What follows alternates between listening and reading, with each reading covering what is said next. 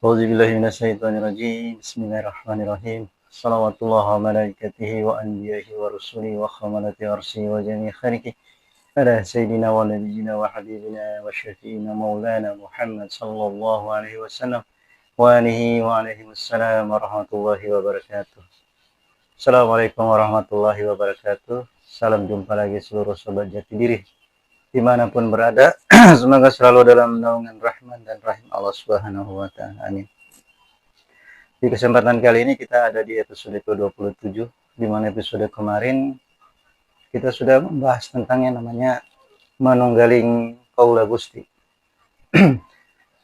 Di mana yang dimaksud dengan manunggaling kaula Gusti itu atau lebur dengan Allah Ta'ala itu bukan lebur dalam zatnya, tapi dalam kudrah dan iradahnya, dalam kehendaknya. Karena semata-mata Allah Ta'ala menciptakan alam semesta ini, dia berkehendak untuk mewujudkan, untuk supaya dia diketahui melalui perwujudan afal dia, perbuatan dia, sehingga dia menciptakan konsep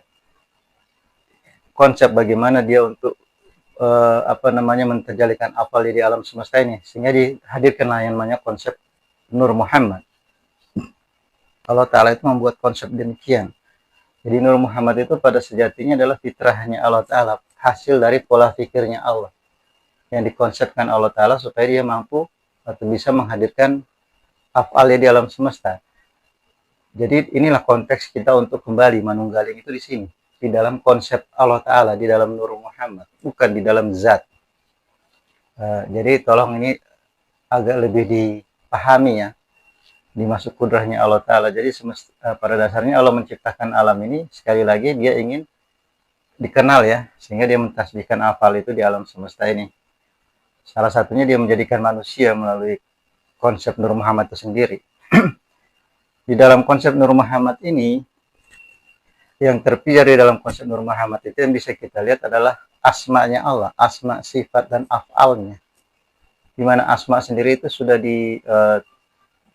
diumumkan, dijelaskan dengan sifat nama-nama yang mulia dari Allah Ta'ala, nama-nama sempurna.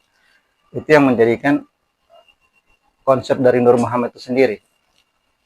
Sekali lagi, Nur Muhammad ini adalah fitrahnya Allah ya, wajah Allah dalam bentuk afal yang ingin dia tampilkan di alam semesta, yang dia sematkan, dia anugerahkan kepada beliau Rasulullah SAW.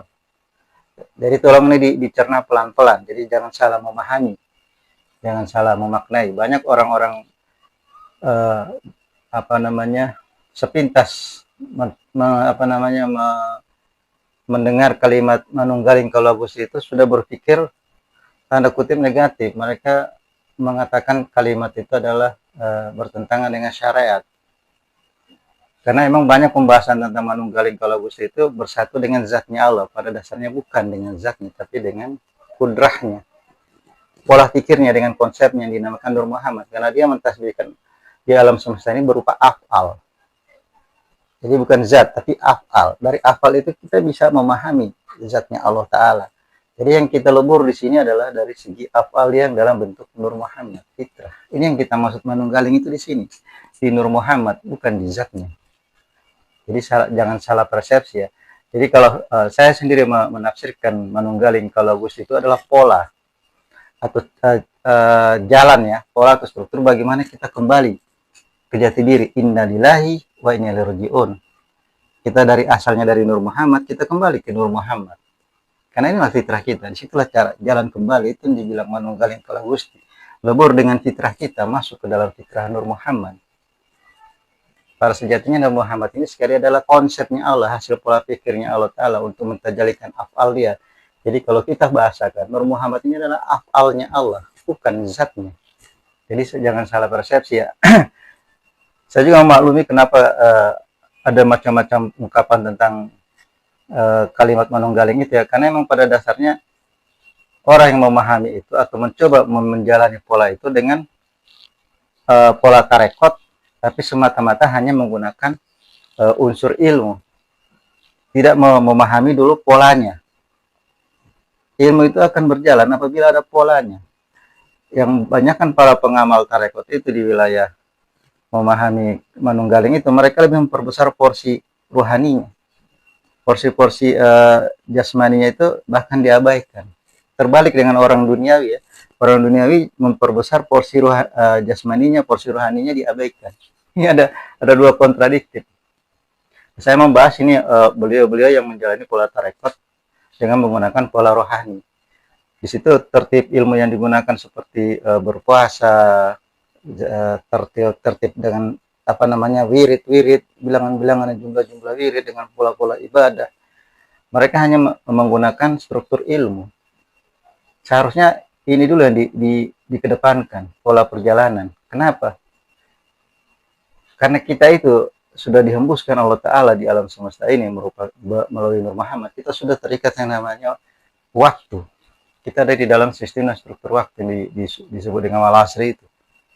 Disinilah kenapa waktu itu berjalan dengan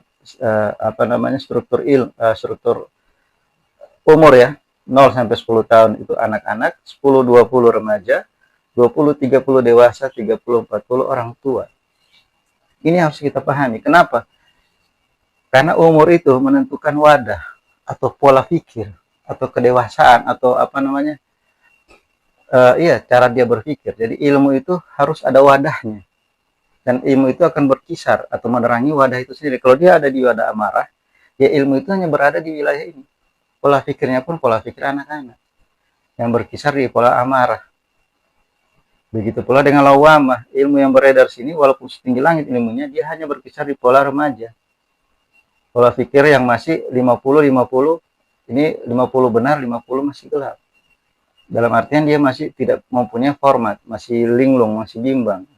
Di mulhima itu sudah 70% kebenaran, 30% masih gelap. Ilmu yang kita sudah jalankan kalau masih di wilayah ini, dia mengikuti wadah ini. Setinggi apapun ilmu kita, kalau wadah kita hanya dengan konsep ini, ya begitulah perjalanan ilmu. Makanya sejatinya sebelum kita terjun lebih jauh ke wilayah-wilayah yang sensitif, kita main dulu di wilayah perkembangan diri ini. Keseimbangan diri, seimbangkan dulu antara umur-umur jasad sama umur rohani, nafs. Kita seimbangkan. Baru kita bisa menyiapkan wadah ilmu itu, sehingga ilmu itu bisa mengeksplor apa yang ada di pola wadah itu, pola pikir di wadah itu. Sehingga kita berpikir dengan pemikiran yang real, di mutmainnah. Disinilah 100% itu. Kebenaran itu. Jadi ilmu itu akan menerangi wilayah kebenarannya sejatinya, di wilayah mutmainnah. Sehingga dia memahami apa ini maksudnya manunggaling itu, yang menyatu dengan Allah itu apa. Bukan berarti kita kalau masih di posisi amarah itu kita hanya memahami penyatuan itu dari segi rohani, bahwa itu dari Allah, kita kembali ke Allah melalui ruh itu. Jadi pemikiran yang masih pola pikir, masih di pola pikir anak-anak, remaja, dewasa, jadi belum mumpuni. Jadi sebaiknya dia berpola pikir untuk perjalanan di wilayah-wilayah semua itu ada di mutmainnah. Tenang dulu dia. Ilmu itu baru berkisar dan menjelaskan sejatinya ilmu itu di wilayah mutmainnah.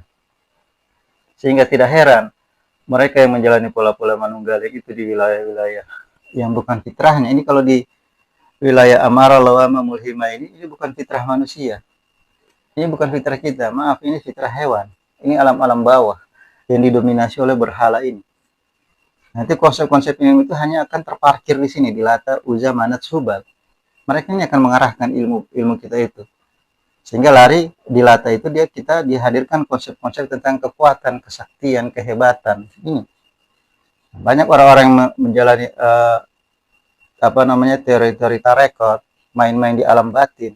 Ujung-ujungnya apa? Kalau dia nggak ngerti pola ini, dia akan tersesat di sini, di Lata ini.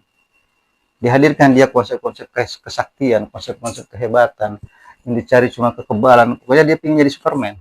Dia pikir itu ketinggian dari pencapaian dia, bukan.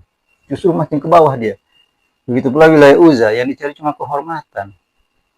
Nah, dia ingin memperlebar kekuasaan dia supaya dia dihormati, dikatakan dia punya sesuatu, karomah segala macam. Manats pun demikian. Hanya menghadirkan kemuliaan supaya dia dimuliakan. Dia dianggap di lingkungan itu. Begitu pula dengan Hubal. Hubal ini lebih parah, dia ingin diagungkan. Dia pikir dia sudah wali di sini, bahkan dia tidak segan-segan mengaku nabi di sini. Ada juga yang lebih gila, dia ngaku Tuhan. Jadi begini, jadi wadah ini mempengaruhi pola pikir. Jadi kemungkinan ada beliau-beliau yang bermain di wilayah ini, di konsep manunggaling itu dengan memperbesar porsi ruhani tanpa melihat proses perjalanan sejatinya, keseimbangan jasad dan rohani, mereka langsung terjun di pola-pola ilmu itu. Mereka tidak memperhatikan wadahnya, ada di mana posisinya. Ini mempengaruhi. Jadi selayaknya orang kalau ingin memahami manunggaling itu, dia ada di wilayah mutmainnah, wilayah ketenangan, di wilayah 40 ini. Dia sampai perjalanan kita itu hanya sampai di 40. 50 ke 60 70 radhiyah maradhiyah kami, ini wilayahnya Allah. Dia akan perjalankan kita di sini dengan cara dia. Kita coba sampai di sini 40. Nah, di situ selayaknya kita baru coba menengok ke wilayah-wilayah yang dibilang manunggaling itu, bersatu. Yang dimaksud bersatu itu apa? Bukan bersatu dengan zatnya Allah. Walaupun yang dihembuskan dalam diri kita adalah ruhnya dia. Ruh di sini dalam konteks, kalau di wilayah ketuhanan itu, di wilayah keinginan Allah itu, ruh yang dihembuskan inilah konsep Nur Muhammad. Bagaimana dia mentajalikan afal ini di dalam metode Nur Muhammad. Kalau di dalam diri kita, ruh yang dihembuskan itu berupa kudrah ya. Kudrah dia itu dihembuskan di sini ruh ya. Kalau di wilayah Allah Ta'ala itu, dari segi Allah Ta'ala sendiri, kudrah Allah itu dari versi Allah ya, dia menghembuskan kudrahnya itu. Kudrah Allah itu, itulah Nur Muhammad. Nur Muhammad.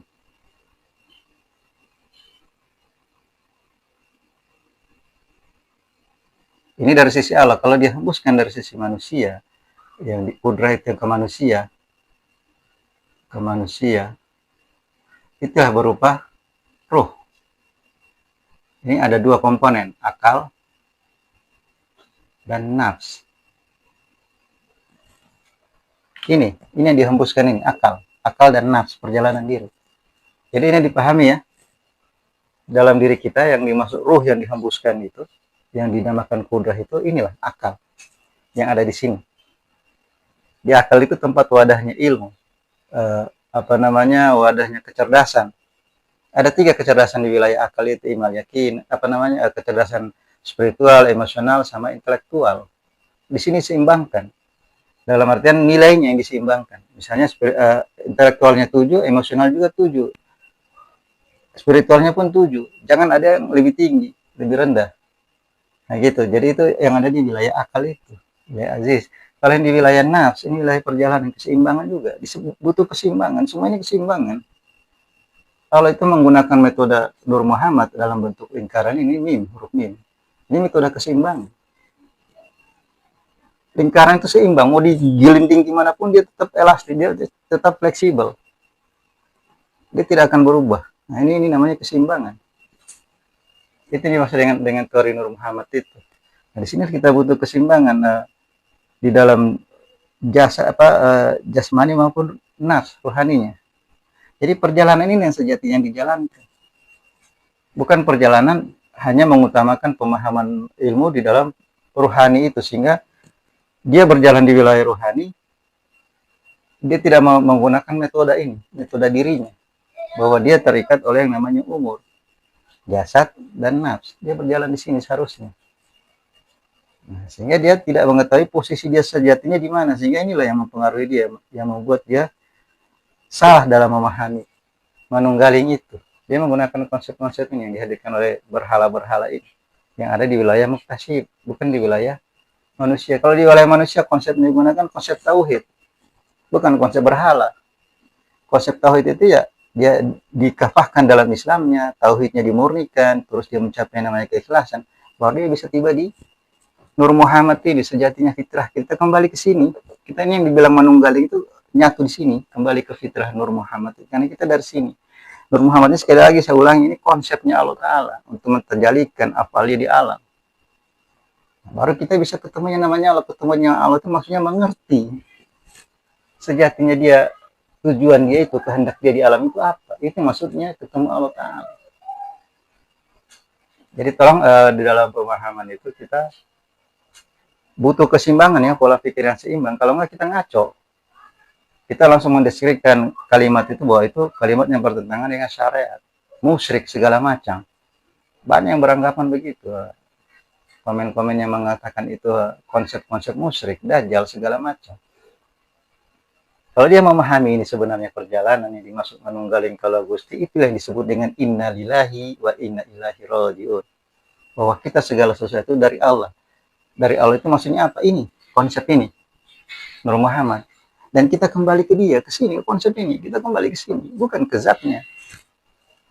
Ini dari pola pikirnya Allah. Inilah kudrahnya dia yang dihembuskan. Kalau dalam diri kita yang kudrah itu berupa ruh, akal, dan nafs. Sejatinya beginilah cara berjalan itu dalam memahami manunggali kalau Gusti. Jadi jangan buru-buru langsung kita mengkonsep dengan konsep pemahaman yang sempit, langsung mengkafirkan dan segala macam. Tanpa kita menelusuri dengan keseimbangan pola pikir, kebersihan dari persangkaan. Ini harus dibersihkan dulu ini. Makanya peci yang kita gunakan harusnya peci putih. Kenapa orang haji itu menggunakan peci putih? Menunjukkan kesucian dari pola pikir. Di sinilah ini bilang wilayah kesucian. Kalau ini wilayah kesadaran. Ini wilayah kesaksian. Ada 3 wilayah yang kita gunakan. Inilah wilayah alam-alam ketinggian, ini alam-alam aziz itu. Kalau perut sama alam bawah itu, ini alam-alam muktasyif, alam hewan. Di mana hewan dalam berbuat di alam ini, dia hanya menggunakan pola pikir keinginan sama pola pikir nafsu itu. Syahwatnya, bagaimana bisa dia kenyang sekenyang-kenyangnya, bagaimana dia bisa menyalurkan nafsu syahwatnya itu. Kalau kita manusia, ini wilayah kita, wilayah-wilayah alam atas, ini alam-alam ketinggian, alam-alam aziz, alam-alam malakut, ini alam ketinggian. Kita gunakan itu pola pikir di sini akal, di sini yang dinamakan kesucian. Ini dulu yang kita bersucikan. Di sini letak kesucian itu. Buang segala persangkaan, buang segala suuzon, yang seimbangkan kecerdasan kita. Jangan salah satu lebih mendominasi, intelektualnya kah, apa emosionalnya kah, atau spiritualnya. Dikala itu saling mendahului pola kecerdasan itu, pasti dia akan kejungkal ke alam bawah. Begitu. Jadi kalau kita hanya mengutamakan salah satu kecerdasan, kita tidak fair dalam berpikir, kita tidak fair dalam menilai. Kita pasti subjektif, bukan objektif. Seimbangkan dulu, baru bersihkan dari persangkaan. Kita telaah dulu ini apa yang dimaksud ini, kita telusuri. Caranya baru kita di sini dengan kesadaran. Di sini hidup kesadaran itu. Di sini kita akhlakul karimah itu. Sehingga Allah menunjukkan aku lebih dekat darurat lahir. Di sini yang masuk kesadaran. Berarti akan masuk ke wilayah kesadaran, wilayah kesaksian ini. Jadi ada 3 proses ya. Di wilayah amara, lawama, mulhimah ini sama mutmain. Inilah proses kesucian. Disucikan ruh ruhaninya itu. Ini wilayah ruh ruhani dari amara, lawama, mulhimah, mutmainah. Ini wilayah ruh ruhani. Yang disucikan itu ruh ruhaninya dulu. Di sini letak ruh ruhani itu, kesucian. Baru dia akan masuk kepada syukur, alhamdulillah, kesadaran. Dia radiyah, maradiyah kami, ya di wilayah ruh rahmani itu. Yang menjembatani ini yang namanya kesadaran itu di sini. Ini Ruh Kudus itu letaknya di sini. Ruh Kudus itu di sini. Ruh Kudus itu yang mampu keluar masuk. Yang kita hirup di udara ini, itu sejatinya dia kita keluar masuk. Kalau roh yang lain, roh rahmani, roh jasmani, roh ruhani, roh nurani, dan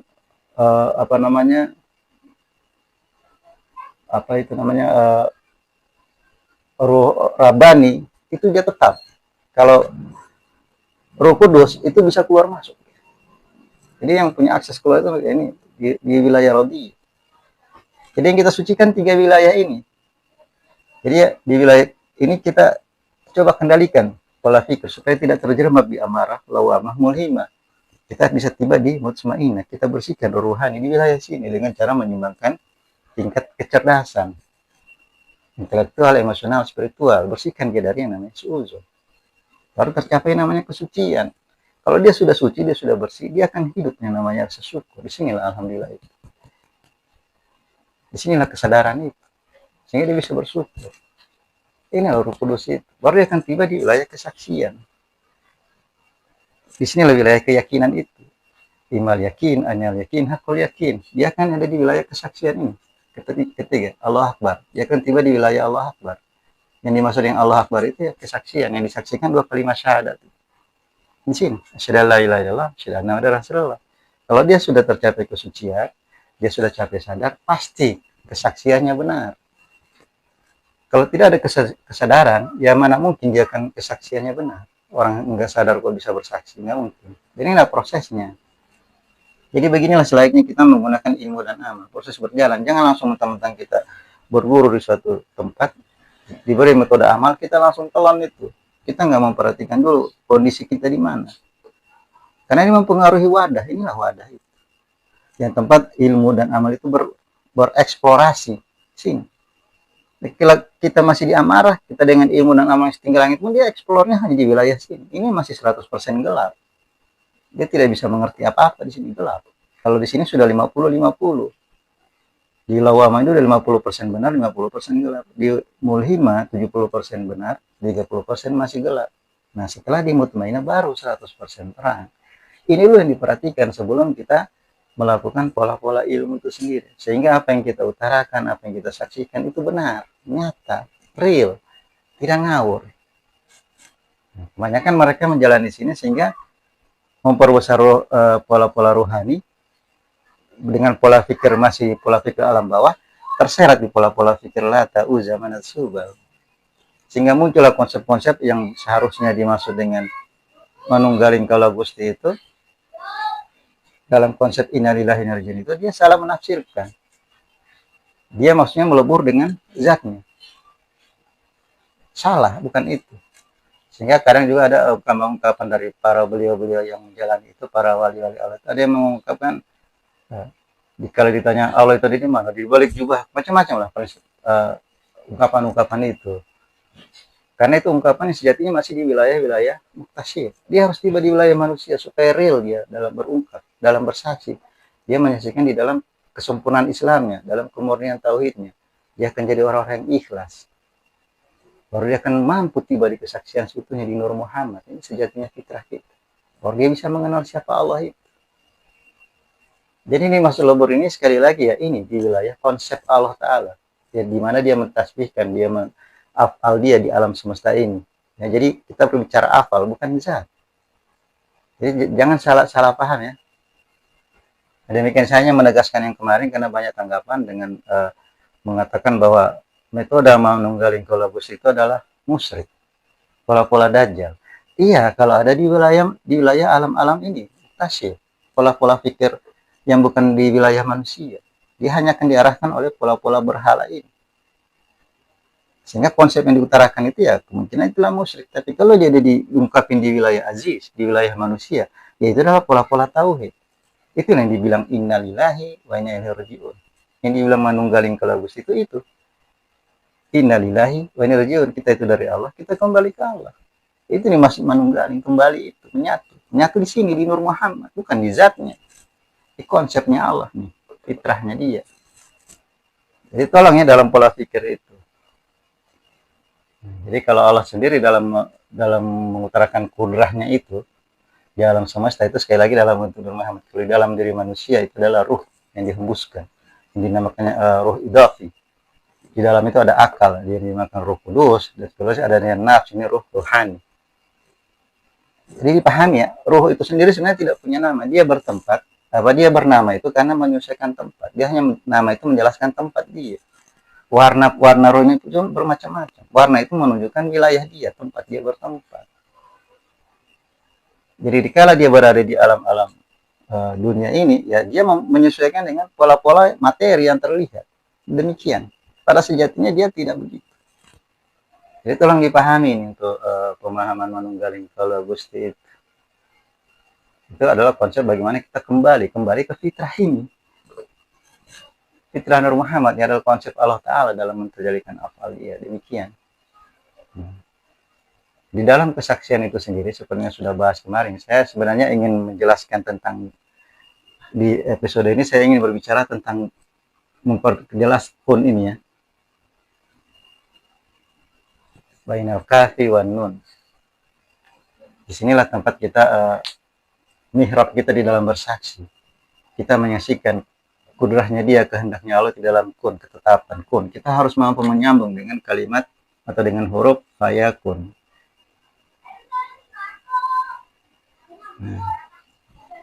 Kun awal dengan kun akhir. supaya kita bisa lebur di sini. Kita bisa mengerti kehendak ini, kehendak kalau konsep dia. Dihadirkan konsep Muhammad itu apa sih? Kita bisa paham di sini. Dengan pemahaman ini. Demikian. Nah, jadi di Nur Muhammad itu sendiri, kalau kita urai Nur Muhammad itu apa isinya? Itu isinya asma, sifat, dan af'al. Asma-asma Allah yang terjerangkan di dalam 99 nama. Kalau kita di diri manusia, sebenarnya kita waktu di alam rahim, itu kalau kita lihat posisi janin ya, bayi itu dia mengepal begini. Dua tangannya mengepal sambil jempolnya itu ada di arah mulut. Apa sebenarnya yang digenggam itu? Nah, ini pada dasarnya yang dikonsumsi bayi waktu di alam rahim itu, itulah yang dibilang Nur Muhammad itu yang ada di dalam itu. Mim, ini mim awal, mim akhir. Di mana mim awal ini dia terdapat 81, di sini 18. Asma Allah 81, 18. Jika disatukan dia jadi 99. Dia keluar di alam ini, inilah yang kita baca, yang kita cari. Makanya setelah bayi keluar dari rahim ibunya, dia nangis, ini terbuka lepas. Karena dia lepas yang selama ini membuat dia nyaman. Makanya kalau kita takbir, kita hadapkan ini yang kita perlihatkan. 81, 18. Asma dia. Coba perhatikan baik-baik. Kita takbir Allah Akbar. Kita berdoa juga dengan keutamaan dia. 81, 18. Kita bermohon situ. Ini dia di wilayah kun itu yang kita pakai waktu di alam rahim. Keluar di alam dunia, kita harus kumpulkan. Kumpulkan ini metodenya, perjalanan itulah wilayah kesaksian. Sehingga kita bisa kembali lagi ke sini. Ke rahimnya roh, ini induknya roh ini, Nur Muhammad ini. Roh dalam tanda kutip di sini konsep ya, pola pikir Allah. Yang dia cipta. Begitu. Jadi di tangan kanan kita ini ada 81, sekali lagi ya, ini ada 18. Makanya tangan kiri ini digunakan untuk bertahara, bersuci, karena dia lebih sedikit, lebih ringan. Bukan tangan kanan. Karena di sini lebih berat, di sini 81, asma Allah di sini 18. Coba lihat aja garis tangan itu, 81, 18 kan? Kita berbicara begitu, kita berdoa dengan keutamaan Allah. Bukan dengan ego kita, bukan dengan nafsu kita, tapi dengan keutamaan Allah yang kita mohon. Demikian ini yang di wilayah Bainal Kahfi wa Nun. Di mana yang mampu menyambung dua keadaan ini, kun awal sama kun akhir ini nih, kalimat fa sama ya. Keutamaan dan keyakinan yang sudah tadi kita urai. Itu yang ada di wilayah yang Allah hembuskan itu akal dan nafsu. Sementara batang tubuh inilah dia, Muhammad. Jadi ini masuk dengan manunggaling kolagus itu kita lebur dengan diri ini. Bukan lebur dengan Allah Ta'ala, bukan dengan zat, tapi dengan diri sendiri. Dengan konsep jasma ruh dan jasad. Jasad dan ruh. Ini masuk lebur. Lebur itu dalam konteks kesadaran. Hadir kesadaran akan diri ini. Sehingga terjadi keseimbangan perjalanan tiba di sini. Fitrah. Begitu yang dimaksud dengan konsep manunggaling kolagus. Jadi jangan diseret-seret ke hal-hal yang kontradiktif ya. Karena kita hanya mengungkapkan itu berdasarkan persangkaan. Dan memang itu tidak bisa disalahkan karena yang menjalankan teori itu manunggaling kolagus itu kebanyakan mereka tidak sungkan-sungkan menyebutkan itu bersatu dengan Allah Ta'ala, bersatu dengan zat. Kenapa mereka mampu mengurai begini yang dimaksud dengan bersatu dengan Allah Ta'ala bukan zatnya, tapi fitrahnya ini, konsep. Itu yang dimaksud.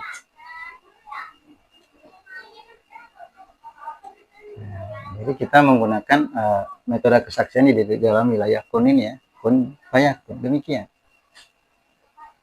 Jadi untuk itu ini saya cuma mempertegas karena banyak tanggapan tentang kalimat itu ya, manunggaling kolagus. Jadi kita tidak bisa pungkiri juga emang demikian adanya di pemahaman yang ada di wilayah mutasyir.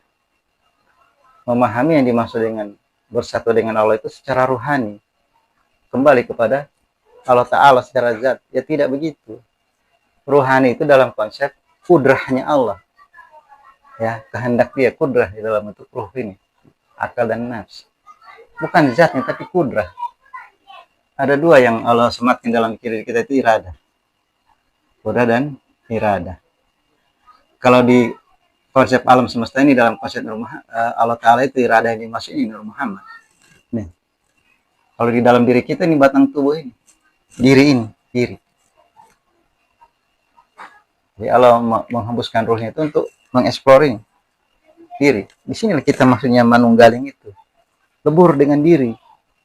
Satu dengan diri, merasa bahwa diri ini benar adanya. Inilah wadah Allah dalam mentasbihkan dia di alam semesta. Sehingga manusia itu ditinggikan dari seluruh makhluk, termasuk malaikat.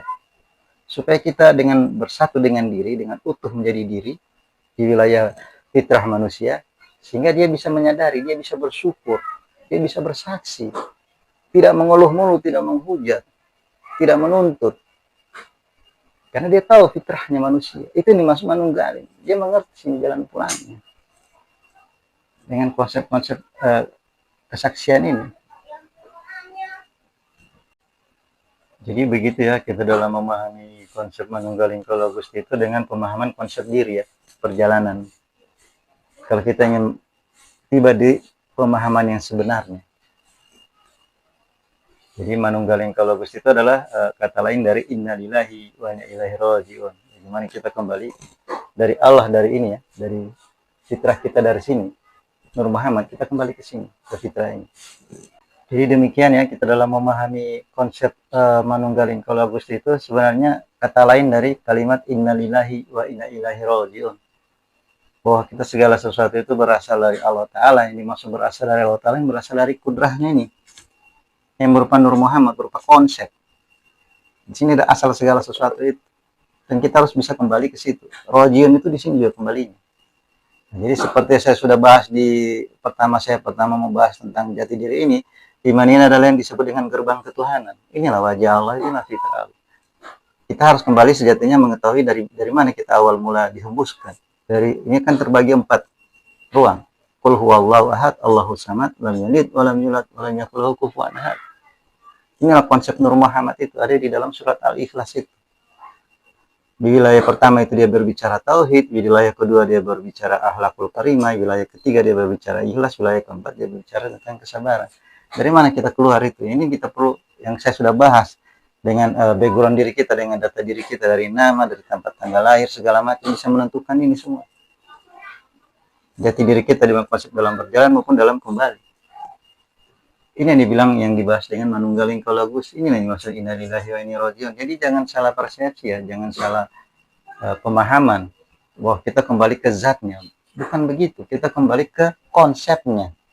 Bukan zatnya, tapi konsep itu yang disebut kudrah, kuasanya Allah. Kekuasaannya dia, konsepnya dia. Dalam konsep itu dia ingin menjelaskan dirinya melalui proses asma, sifat, dan af'al. Begitu dalam memahami ini. Dan menyaksikan itu adalah di wilayah kun ini yang sudah dia jadikan dalam ketetapan. Kalau dia bilang jadi, kita harus mampu meyakinkan dengan kejadian. Fayakun. Itu akan terjadi apabila ini hidup.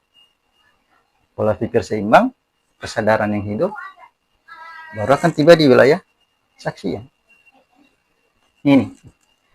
Jadi demikian ya. Saya mohon maaf atas kesalahan atau salah ucap atau apapun yang sekiranya tidak berkenan, mohon dimaafkan.